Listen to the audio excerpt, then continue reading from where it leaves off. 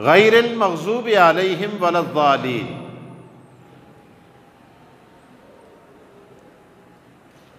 اے اللہ مجھے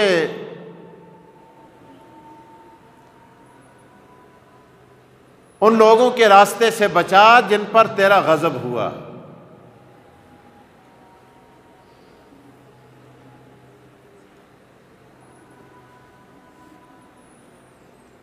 اور ان لوگوں کے راستے سے بھی بچا جو گمراہ ہیں۔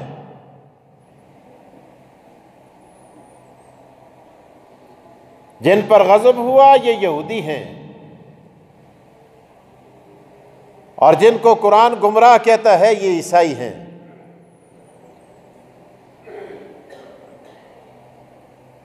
بلکہ یوں سمجھیں، مغضوب یہود کو کہا جاتا ہے اور ضالین عیسائیوں کو کہا جاتا ہے۔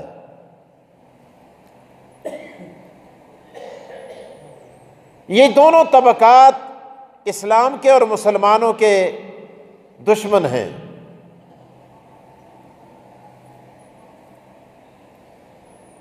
اور پھر قرآن یہ بھی کہتا ہے وَلَتَجِدَنَّهُمْ أَشَدَّ النَّاسِ عَدَاوَةً، کہ یہودی عیسائیوں سے بھی زیادہ مسلمانوں کے دشمن ہیں۔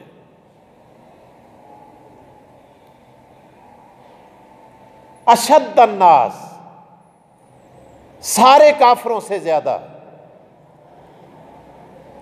ان کے دلوں کے اندر ہر وقت مسلمانوں کے خلاف آگ بھڑکتی ہے۔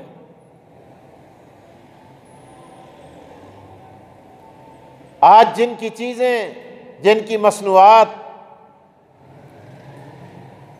جن کے خورد و نوش کی اشیاء ہم تلاش کر کے بازاروں میں جا کر، سٹوروں پہ جا کر،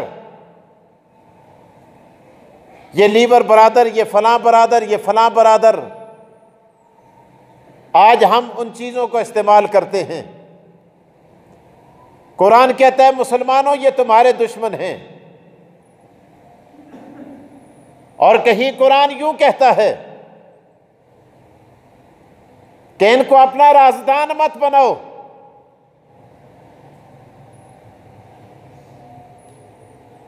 اور کہیں قرآن کریم یوں کہتا ہے لا تتخذوا اليہود والنصارى اولیاء، کہ ان کو اپنا دوست مت بناؤ۔ کبھی قرآن کہتا ہے آواز دے کر، داڑے مار مار کے کہتا ہے ان کو اپنا بہدی مت بناؤ۔ آج ہمارے بہدی بھی یہ ہیں، ہمارے رازدان بھی یہ ہیں، ہمیں دوائیاں بھی یہ سپلائی کرتے ہیں، خورد و نوش کی اشیاء بھی یہ بنا کے بیچتے ہیں، اور مسلمان بڑے فخر کے ساتھ ان کی چیزیں استعمال بھی کر رہا ہے۔ اور کسی کہنے والے نے کہا وضع میں ہو تم نصارہ تو تمدن میں ہنود، یہ مسلمان ہیں جنہیں دیکھ کے شرمائیں یہود۔ آج وضع قطع ہماری عیسائیوں والی ہے، آج تمدن، طور طریقے، رسم و رواجات ہمارے ہندوؤں والے ہیں، اور پھر ہم سے یہود ڈریں گے کیا؟ وہ تو دیکھ کر ہمارے اعتبار کو، ہمارے طرز عمل کو وہ بھی شرما جاتے ہیں۔ میرے دوستو، آج اس بات کی ضرورت ہے کہ ہر آدمی ان کا بائیکاٹ کرے، ہر آدمی اپنی سطح پر ان سے قطع تعلقی کا اعلان کرے۔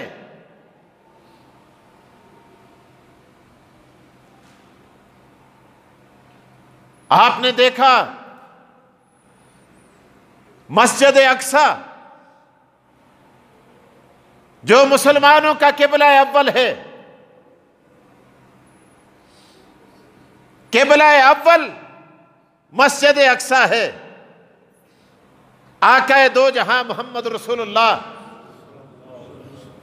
اونچی آواز سے کہہ دیجئے صلی اللہ علیہ وآلہ وسلم سے کسی نے پوچھا، صحابی عرض کرتے ہیں یا رسول اللہ، زمین پر پہلا گھر کون سا ہے؟ آپ نے فرمایا پہلا گھر بیت اللہ ہے، پہلا قبلہ بیت المقدس ہے۔ پہلا گھر بیت اللہ ہے اور پہلا قبلہ بیت المقدس ہے۔ آقا دو جہاں محمد رسول اللہ صلی اللہ علیہ وسلم نے کئی ماہ تک بیت المقدس کی طرف مڑ کر نمازیں پڑھی، آپ نے پڑھی، صحابہ نے پڑھی، اور وہ ہمارا قبلہ اول کہلایا۔ اور پھر آپ دیکھیں آقا دو جہاں معراج پہ جاتے ہیں، حضور علیہ الصلوۃ والسلام کو اللہ پاک معراج کے سفر کا وہ حصہ جو زمین سے زمین تک کیا جاتا ہے، آپ کو مسجد حرام سے مسجد اقصی لے جایا جاتا ہے، جو انبیاء کا مسکن ہے، انبیاء کو مسجد اقصی میں لایا جاتا ہے، اور دنیا والوں کو یہ بتا دیا کہ مسجد اقصی کی اہمیت کو نہ بھولنا۔ او مسلمانوں، کلمہ پڑھنے والوں، جس طرح آقا دو جہاں محمد رسول اللہ مسجد حرام کے امام ہیں، مسجد نبوی کے امام ہیں، اسی طرح محمد مصطفیٰ مسجد اقصی کے بھی امام ہیں۔ یہاں صحابہ کو نمازیں پڑھاتے ہیں، وہاں انبیاء کو نمازیں پڑھاتے ہیں۔ آپ کو امام الانبیاء کا لقب اسی مسجد میں نماز پڑھانے کی وجہ سے ملتا ہے۔ حضور علیہ السلام یہاں سے وہاں تشریف لے جاتے ہیں، انبیاء صفیں بنا کر کھڑے ہیں، قطاریں بنا کر کھڑے ہیں، صفوں میں تشریف فرما ہیں۔ آقا دو جہاں مصلی پہ آتے ہیں اور سارے نبیوں کو نماز پڑھاتے ہیں، اور پھر مسجد اقصی سے آقا دو جہاں کا سفر آسمانوں کی طرف شروع ہوتا ہے۔ آخر اس کی اہمیت، اس کا تقدس، اس کی عزت، اس کی حرمت پروردگار بتانا چاہ رہے ہیں کہ مسلمانوں، یہ مسجد اقصی تمہارا قبلہ اول ہے۔ جس طرح تمہارے ذہن کے اندر مسجد حرام کا تقدس ہے، تمہارے ذہن کے اندر مسجد نبوی کا تقدس ہے، اسی طرح تمہارے ذہنوں میں مسجد اقصی کا تقدس بھی ہونا چاہیے۔ یہ مسلمانوں کی میراث ہے۔ حضور علیہ السلام یہیں سے آسمانوں کی بلندیوں کی طرف تشریف لے جاتے ہیں۔ اور پھر آپ کے معلومات کے لیے عرض کروں دوستو، یہی مسجد اقصی ہے جو انبیاء علیہ الصلوۃ والسلام کی زمین ہے۔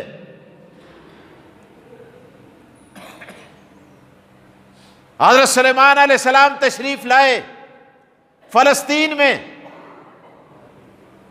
چونٹی کا واقعہ پیش آیا فلسطین میں۔ آج بھی وہاں ان چونٹیوں کی وادی فلسطین کے اندر موجود ہے جس کا نام وادی نمل ہے۔ اگر کوئی یہ کہے کہ وادی نمل فلسطین میں ہے تو میرے دوستو سورہ نمل قرآن میں ہے۔ اس جوڑ کو سمجھو، سورہ نمل کو رکھا قرآن میں رکھا، وادی نمل کو رکھا فلسطین میں رکھا۔ اللہ اکبر۔ حضرت سلیمان علیہ السلام وادی نمل، حضرت زکریا علیہ السلام، مائی مریم، بے موسم پھل جہاں دیے جاتے ہیں، یہ فلسطین ہے۔ فلسطین مسلمانوں کا ورثہ ہے، فلسطین مسلمانوں کا علاقہ ہے، فلسطین مسلمانوں کا ایمان ہے، فلسطین مسلمانوں کے دل کی آواز ہے۔ دنیا کا کوئی یہودی، کوئی کفریہ طاقت مسلمانوں کے دل سے فلسطین کی محبت نہیں نکال سکتی۔ میرے دوستو، حضرت عیسیٰ علیہ السلام پیدا ہوئے مائی مریم کے بطن سے فلسطین میں. جس کھجور کے تنے کو ہلایا، شاخ کو حرکت دی، قرآن کریم کہتا ہے تساقط علیہ رطبا جنیا، تازہ کھجوروں کی برسات کر دی پروردگار عالم نے، وہ بھی فلسطین ہے جس کے تذکرے آج قرآن کے اندر موجود ہیں. تو بہرحال عرض کرنے کا مقصد یہ ہے، فلسطین کے ساتھ مسلمانوں کا رشتہ ہے. حضرت عیسیٰ علیہ السلام تشریف لائیں گے مسجد اقصی کے ساتھ، سفید مینارہ جس کا تذکرہ آقا دو جہاں محمد رسول اللہ صلی اللہ علیہ وسلم نے فرمایا، اس کی علامات بتائی، اس پر آپ تشریف لائیں گے. دجال کو قتل کریں گے. مسجد اقصی کے سامنے مقام لد ہے، وہاں پر دجال مردار ہوگا. حضرت عیسیٰ علیہ السلام کے ہاتھ سے فلسطین ہے.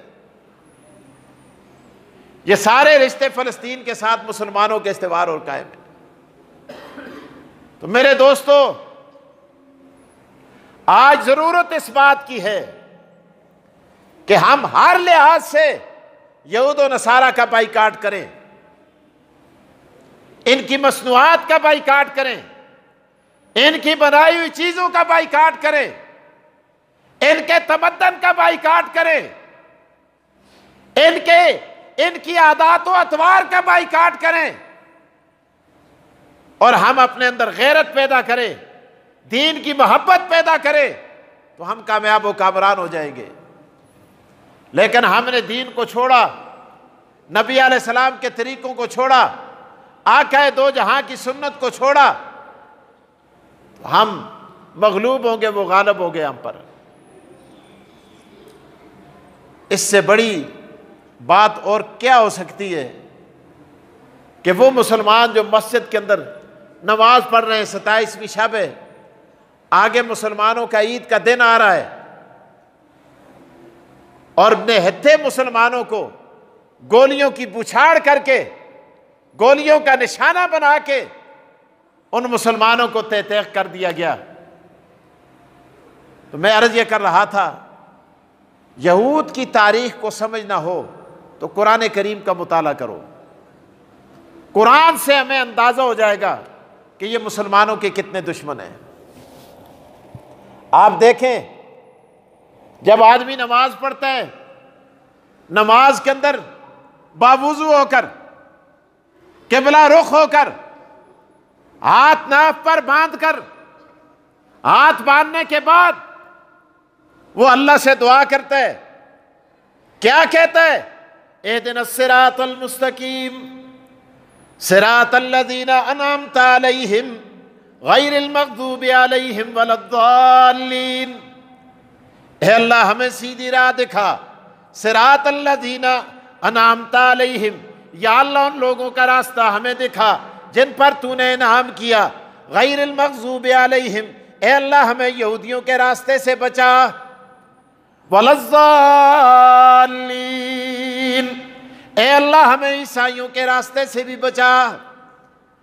اللہ فرماتے ہیں، او بندے، جب آدمی کسی راستے پر گامزن ہوتا ہے، کسی راستے پر نکلتا ہے، چور آتے ہیں، ڈاکو آتے ہیں، لوٹ لیتے ہیں آدمی کو، اسلام کے راستے پر گامزن ہونے والے، اے مسلمان، میں خدا تجھے بتا دیتا ہوں کہ اس راستے کے ڈاکو کون ہیں، اس راستے کے قزاق کون ہیں، اس راستے کے چور کون ہیں، اس راستے کے لٹیرے کون ہیں. اللہ بتا تو صحیح. اللہ فرماتے ہیں پہلے پناہ مانگتے ہیں، کہتا ہے غیر المغضوب علیہم، اے اللہ مجھے یہودیوں سے بچا، اے اللہ مجھے عیسائیوں سے بچا. اللہ فرماتے ہیں یہودیوں سے بچنا چاہتا ہے، سورہ بقرہ کا مطالعہ کر، عیسائیوں سے بچنا چاہتا ہے، سورہ آل عمران کا مطالعہ کر. آج سورہ بقرہ ہمیں دیکھ کر ناظرہ پڑھنی نہیں آتی، ہم مطالعہ کیا کریں گے؟ قرآن ناظرہ نہیں آتا، دیکھ کے نہیں آتا، دیکھ کے پڑھنا نہیں آتا۔ حضور اقدس صلی اللہ علیہ وسلم نے ارشاد فرمایا کہ جو آدمی ان دو سورتوں کی تلاوت کرے گا، اللہ پاک ان دونوں قوموں کے فتنے سے اس کو محفوظ فرمائے گا۔ یہود کے فتنے سے بھی محفوظ ہو جائے گا، عیسائیت کے فتنے سے بھی محفوظ ہو جائے گا۔ حضرت ابو سعید خدری رضی اللہ تعالیٰ عنہ سے روایت ہے، ایک زمانہ آئے گا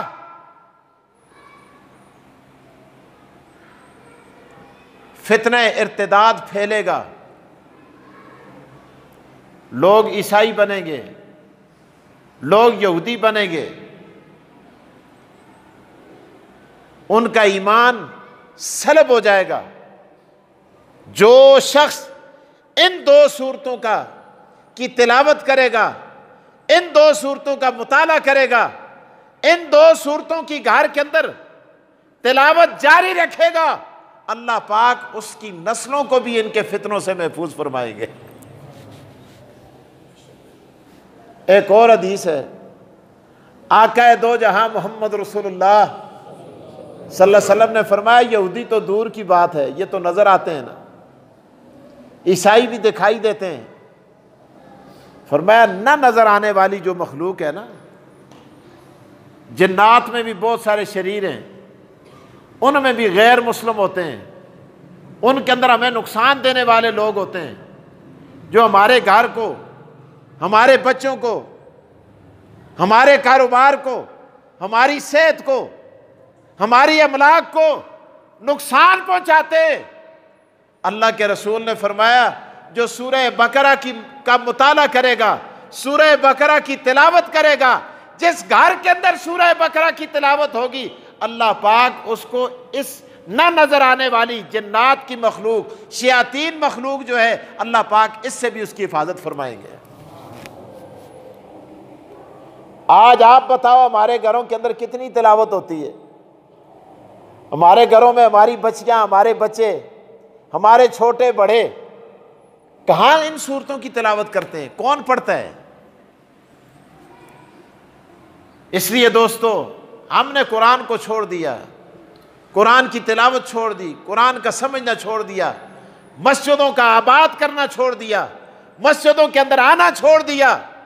آج یہ لوگ ہمارے اوپر غالب ہو گئے، ورنہ یہ ہمارے سائے سے بھی ڈرتے تھے۔